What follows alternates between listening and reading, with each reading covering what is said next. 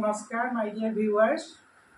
আজি এয়া চাহ আৰু এয়া মুড়ি এয়া অচমেণ্টাছ ফুলৰ চাহ গ্ৰীণ টি টাইপৰ হয় মই অলপ ব্লেক টিও মিলাই লওঁ খুব ধুনীয়া সুগন্ধ আৰু ভাল লাগে আজি বোলে অলপ কথাই পাতোচোন খোৱা বোৱাৰ ভিডিঅ' বা ঘূৰা ফুৰা ভিডিঅ'বোৰতো দিয়ে আছোঁ আপোনালোকক কিন্তু সেয়া আৰু 50টা 60টা 100টা ক'ৰবাত বা 200 300 ভিউ মানে ভাইৰেল হ'ব পৰা নাই আজি বোলো একদম ৰিচেণ্ট টপিকত যাওঁচোন আপোনালোকৰ লগত কথা পাতি ৰিচেণ্ট টপিক হৈছে ইৰাণ ইজৰাইলৰ যুদ্ধ ইৰাণ আৰু ইজৰাইলৰ যুদ্ধ কিয় হৈছে আগতেও হৈছিল আগতে বেলেগ বেলেগ লেবানন চিৰিয়া আদিৰ লগত হৈ আছিলে যৌথভাৱেও যুদ্ধ কৰিছিলে জেৰুজালেমক লৈ যুদ্ধখন হৈছিলে জেৰুজালেমক যিহেতু খ্ৰীষ্টিয়ানবিলাকো মানে ইহুদীবিলাকো মানে আৰু মুছলিম ধৰ্মৰ মানুহ ইছলামেও মানে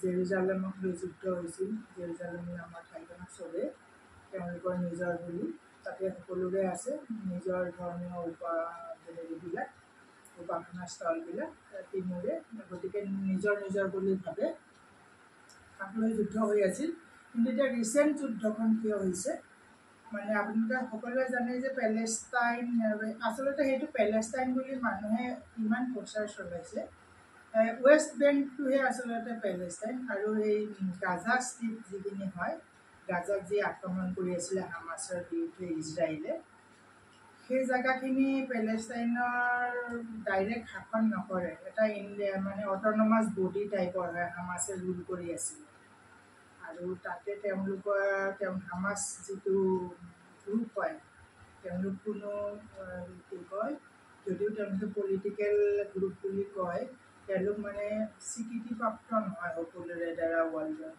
তেওঁলোক অলপ টেৰৰিষ্ট অৰ্গেনাইজেশ্যন টাইপৰ হয় মানে যিকোনো কাম কৰি দিয়ে যিকোনো সময়তে মানে যোৱা বছৰ অক্টোবৰ মাহত চাগে হামাছে প্ৰথমতে যেতিয়া বহুত মিছাইল বা হেৰি এটেক কৰিছিলে ইজৰাইলৰ ওপৰত তেতিয়াৰ পৰাই হামাছৰ ওপৰত গাজাত যুদ্ধ চলাই আছে ইজৰাইলে নন ষ্টপ হামাছৰ লিডাৰবিলাকক বিচাৰি আৰু বহুতখিনি হামাছৰ লিডাৰক মাৰিছেও কিন্তু কথা হ'ল যে এই হামাছ আৰু যিটো হুটি বুলি কয় মানে মিডল ইষ্টৰ যিটো সংগঠন হুটি হিজবুল্লাহ এইবিলাককতো ফাণ্ডিং কৰিব লাগিব এই সংগঠনবিলাক বা আইচিছ বুলি যিটো কয় এই আইচিছটো এতিয়া বাৰু ইমান হেৰিলৈ অহা নাই তথাপিতো আইচিছো আছে মানে সুপ্তৰূপে আছে আৰু তেওঁলোকে ইমান ডাঙৰ এক্টিভিটি যেতিয়া কৰা নাই যিবিলাক বহুত ক্ৰুৱেল সংগঠন হয় আইচিছ তাৰপিছত অল কায়দাটো এতিয়া সুপ্তভাৱে কাম কৰি আছে কিন্তু হামাছ হুটি এইবিলাক এটা এনেকুৱা অৰ্গেনাইজেশ্যন যিবিলাকক তেওঁলোকে যেনেকৈ লেবানন বা চিৰিয়া তেওঁলোকে খুলিয়াম এই সংগঠনবিলাকক মানে সংগঠনৰ সৈন্যবিলাকক ইউজ কৰে কেতিয়াবা এই সংগঠনৰ হেৰি সৈন্যবিলাকক ইউজ কৰে কিবা কামত কিন্তু জানে যে টেৰৰিষ্ট বা তেনেকুৱা এক্সট্ৰিমিষ্ট সংগঠনবিলাকক আচলতে বেনহে কৰিব লাগে তেওঁলোকক কেতিয়াও তেনেকৈ যিহেতু সেই ৰাষ্ট্ৰবিলাকত মিডল ইষ্টৰ সেই ৰাষ্ট্ৰবিলাকত তেনেকৈ কোনো ধৰণৰ ডেম'ক্ৰেচি টাইপৰ বস্তু নাই গতিকে সেই জেগাবিলাকত এনেকুৱাই হয় মানে জোৰ জাৰ মুলুকতাৰ টাইপৰে হয় এতিয়া ইজৰাইলে আৰোপ লগাইছে কি ইৰাণে পাৰমাণৱিক অস্ত্ৰ বনাব গৈ আছে অলৰেডি বনোৱাৰ ষ্টেজতে আছিলে আৰু আপোনালোকে জানিলে যে যোৱাকালি আমেৰিকাই পাৰমাণৱিক যিবিলাক জেগা আছিলে সেইবিলাকত এটেক কৰি গৈছে কিন্তু তেওঁলোকৰ পাহাৰৰ বহুত তলত আছিলে আৰু তেওঁলোকে আগতেই ইউৰেনিয়ামখিনি যিখিনি পাৰমাণৱিক অস্ত্ৰ বনোৱা নিউক্লিয়াৰ ৱেপন বনোৱাৰ সেইখিনি ট্ৰাকেদি আঁতৰাই দিয়া বুলি ইৰাণে কৈছে কিন্তু আমেৰিকাই কৈছে যে নাই আমি ধ্বংস কৰি পেলাইছোঁ সম্ভৱ মাজতে হ'ব কথাটো কমপ্লিট ধ্বংস কৰিব পৰা নাই আগতে আঁতৰাই দিছে মানে জেগাখিনিত হেৰি কৰিছে আৰু যিহেতু পৰহি মিড নাইটত এটেক কৰিছিলে যোৱাকালি ডে বিফৰ য়েষ্টাৰডে আৰু ইজৰাইলেও নিবিচাৰে কাৰণ ইজৰাইল ইহুদীবিলাকৰ একদম সৰু এখন ৰাষ্ট্ৰ হয় তেওঁলোকেও নিবিচাৰে যে ইৰাণে পাৰমাণৱিক নিউক্লিয়াৰ ৱেপন বনাওক কাৰণ বনালে অনবৰত ব্লেকমেইলিং কৰি থাকিব আৰু মই এটা কথা ভাবি নাপাওঁ, মই আজি 6 বছৰ মানৰ পৰাই ছ'চিয়েল মিডিয়াৰ দ্বাৰা মেইনলি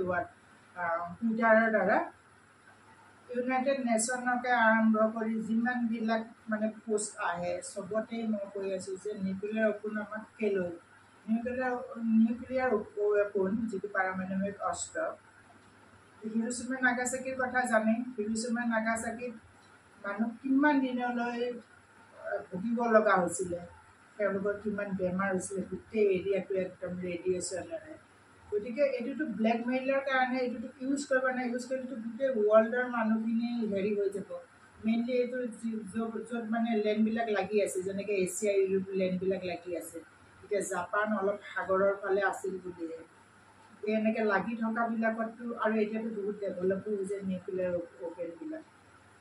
গতিকে এইটো বনোৱাটো একেবাৰে যুক্তিসংগত নহয়। আগতে যিখিনিয়ে বনাল আৰু যেনেকৈ আমেৰিকাৰ আছে বা ইণ্ডিয়াৰ আছে, কিন্তু আমেৰিকা বা ইণ্ডিয়াই ইউজ নকৰে নহয়।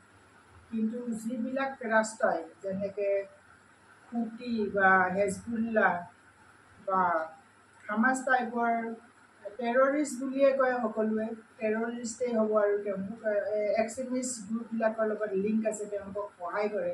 সেই কাউণ্ট্ৰি এখনে যদি নিউক্লিয়াৰ ৱেপন বনায়, কিমান গোটেই বিশ্বৰ কাৰণে কিমানেই খতৰনাক হ'ব, এই কথাটো ভাবি চাওকচোন।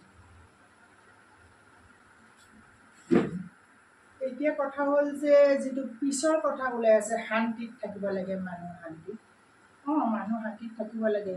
পিছৰ কথাটো নোবেল যিটো মই টুইটাৰ একাউণ্ট হয় নোবেল পিছ প্ৰাইজৰ বা নোবেল প্ৰাইজৰ যিটো টুইটাৰ একাউণ্ট, মই কেতিয়াবাৰ পৰাই লিখি আছোঁ যে পিছ মানে এইটো নহয় যে আপুনি মনে মনে থাকক, কোনোবাই আপোনাৰ ওপৰত অন্যায় কৰি আছে বা কোনোবা এজনে বেলেগ এজনৰ ওপৰত অন্যায় কৰিছে, আপুনি মনে মনে থাকক, সেইটো পিছ কৰা নুবুজায়, শান্তিত থকা নুবুজায়। অন্যায়ৰ বিৰুদ্ধে প্ৰতিবাদ বা বেয়া কামবিলাকক যদি আপুনি বাধা দিব যায়, সেইটোকে পিছ এচিভ কৰা বুজায়। মানে আমি শান্তিটো কেতিয়া কৰিব পাৰোঁ? এতিয়া ইৰাণে বনাই আছে, এইটোতো বহুত খতৰনাক কথা। কাৰণ ইৰাণটো জানেই এখন মিডল ইষ্টৰ গোটেই হুটি হামাছ এইবিলাকৰ লগত মানে লিংক থকা এখন ষ্টেট হয়। যদিও ইণ্ডিয়াৰ পুৰণা বন্ধু হয়, বন্ধুৰ ভাগত, কিন্তু বন্ধুৱে যদি এনেকুৱা ধৰণৰ কাম কৰে, পাৰমাণৱিক অস্ত্ৰ বনোৱাৰ বা নিউক্লিয়াৰ ৱেপন বনোৱাৰ কোনো দৰকাৰেই নাই নহয়। মিছাইল বনাইছে, কিনিছে, বেলেগ কথা বাৰু সেইবিলাক। আৰু সেইবিলাকো আচলতে বন্ধই হ'ব লাগে। অকল ইৰাণেই নহয়, আমেৰিকা বা যিবিলাক দেশে বেছি বিয়াত ধনী হৈ আছে, এইবিলাক ৱেপন, ৰাছিয়া, আমেৰিকা, চাইনা, এতিয়া ইণ্ডিয়াই বনাব লৈছে বাৰু। মানে ৱেপন বনাই পেলাই, কিন্তু দেশৰ ভিতৰত যিটো ল এণ্ড অৰ্ডাৰ আছে, তাৰ কাৰণে যিটো আমাৰ বন্দুক, পিষ্টল, ৰাইফল, এইবিলাক বেলেগ কথা। এইবিলাক আমাৰ যিটো চুৰ, ডকাইত, হত্যাকাৰী, ৰেপিষ্টক শাস্তি দিয়াৰ কাৰণে, এইটো ল এণ্ড অৰ্ডাৰৰ ৱেপনবিলাক বেলেগ কথা, অস্ত্ৰবিলাক। কিন্তু যিটো আমি বেলেগ দেশক এটেক কৰিবলৈ ইউজ কৰোঁ, যেনেকৈ মিছাইল, কিমান মানুহ মৰে, বা ইজৰাইলো গাজাত, আৰু হেৰিয়েও বহুতখিনি ইজৰাইলী নাগৰিক বা বিদেশী নাগৰিকক কি কৰিছিলে, বন্ধক বনাইছিলে। এইটোতো বেয়া কথা। মানুহক বন্ধক বনোৱা, অপহৰণ কৰা, এইবিলাক হামাছে কৰিছিলে।